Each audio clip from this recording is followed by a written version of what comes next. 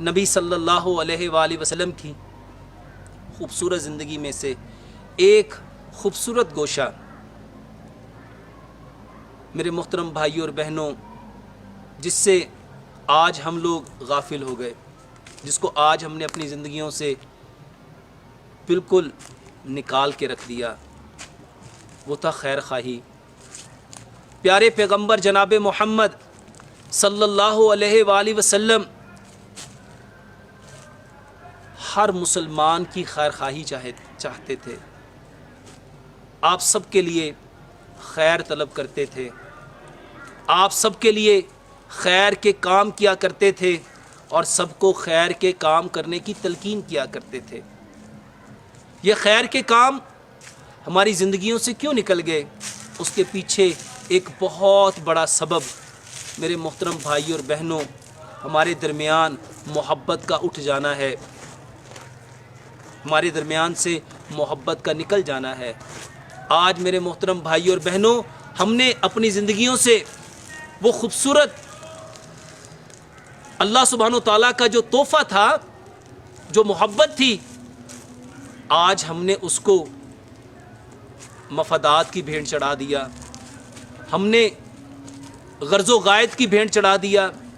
آج وہ خیر جو پیارے پیغمبر جناب محمد صلی اللہ علیہ وآلہ وسلم صرف اس لیے کیا کرتے تھے رب راضی ہو جائے، میں اللہ کے سامنے سرخ رو ہو جاؤں، یہ میری ڈیوٹی ہے، یہ میرا مقصد حیات ہے کہ میں نے خیر کے کام کرنے تھے۔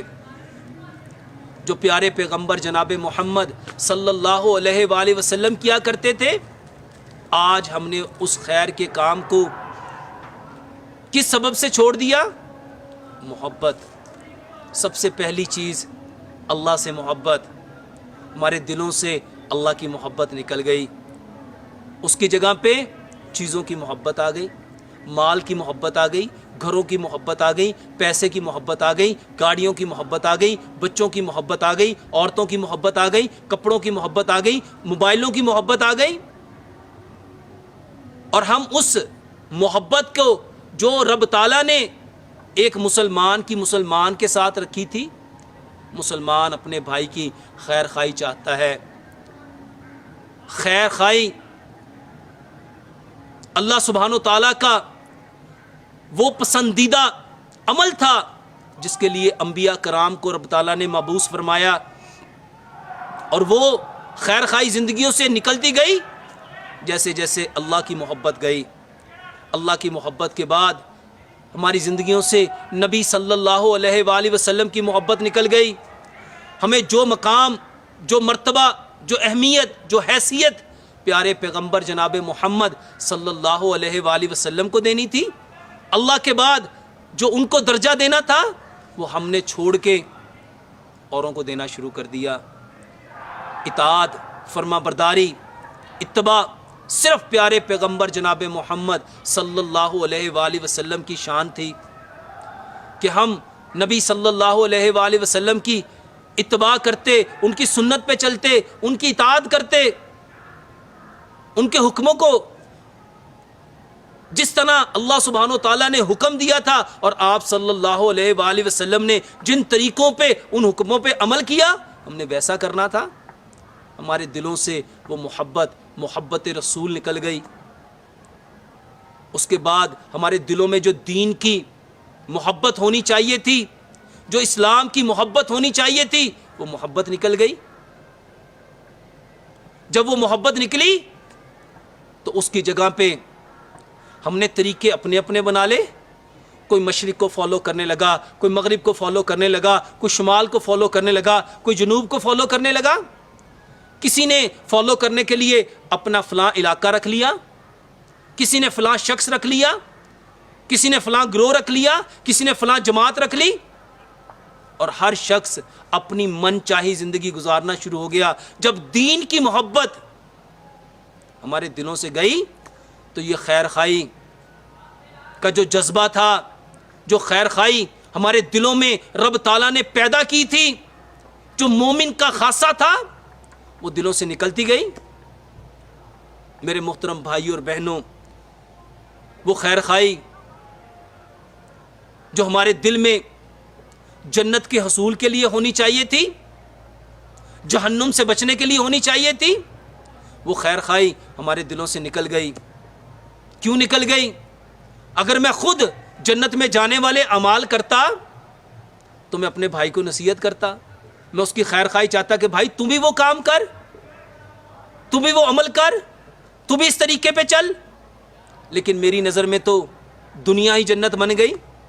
بڑا گھر بنانا، اچھی گاڑی بنانا، اچھا بینک بیلنس لینا، اچھے لباس پہننا، اپنی ضروریات زندگی کو، اسی دنیا کو جنت بنانے کے لیے میں نے اپنی ساری انرجی یوٹیلائز کرنا شروع کر دی، کنزیوم کرنا شروع کر دی۔ جب میری ساری کے ساری فوکس، محنت، میری ساری کی ساری انٹینشنز اپنی ذات ہو گئی تو میں اپنے بھائی کی فکر کیسے کروں گا؟ میں اس کی خیر خواہی کیسے چاہوں گا؟ میرے محترم بھائیوں اور بہنوں، یہ سبب ہے آج ہماری زندگیوں کے اندر جو بیماریاں ہیں، جو پریشانیاں ہیں، جو تکلیفیں ہیں، جو دکھ ہیں، درد ہیں، غم ہیں، رنج ہیں، خیر خواہی نکل گئی۔ کیونکہ وہ محبت کے جذبات، جہنم سے ڈرنا تھا،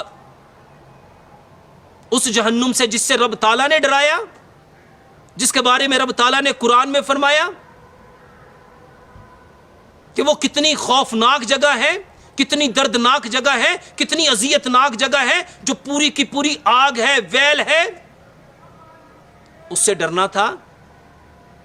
جس کے لباس آگ کے، جس کے کھانے آگ کے، جس کے بستر آگ کے، جس کے بچھونے آگ کے، جس کی بیڑیاں آگ کی، جس کا پانی پیپ اور تھور کانٹے دار کھانا۔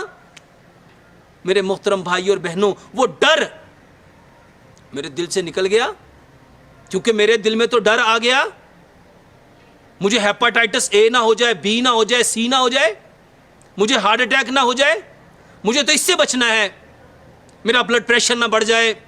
میرے دل میں بلڈ پریشر کا ڈر آ گیا، میرے دل میں ڈائبٹیز کا ڈر آ گیا، میرے دل میں کولیسٹرول کا ڈر آ گیا، ٹرائی گلیسرائڈ کا ڈر آ گیا، یورک ایسڈ کا ڈر آ گیا۔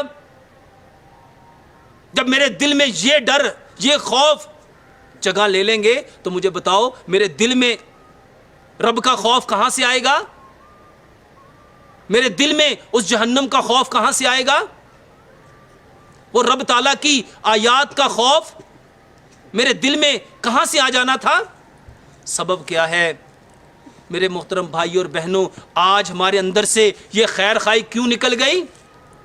ہم اپنے بھائیوں کے خیر خواہ تھے جب تک ان چیزوں کی محبت تھی، اور جب ان چیزوں کی اللہ کی محبت، نبی صلی اللہ علیہ وآلہ وسلم کی محبت، دین کی محبت، شاعر اسلام کی محبت، جنت کی محبت، جہنم کا ڈر، خوف، اس کی پناہ، جب وہ چیزیں جس سے رب تعالیٰ نے ہمیں ڈرایا تھا، اللہ کے حکموں کو، نبی صلی اللہ علیہ وسلم کے طریقوں کو چھوڑ دیا تو یہ خیر خواہیاں زندگیوں سے نکل گئیں، اور آج یہی سبب ہے ہر شخص پریشان ہے، ہر شخص تکلیف میں ہے، روحیں بیمار ہیں، روحیں بیمار ہیں۔ بیماری صرف ایک وجہ سے ہے، جب ہماری روح پہ داغ لگتے ہیں۔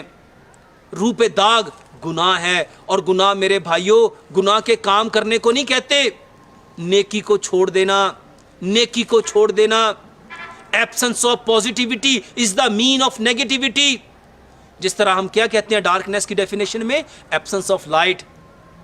جو ایبسنس آف لائٹ ہے وہ ڈارکنیس ہے۔ اسی طرح گناہ نیکی کا چھوڑنا ہے۔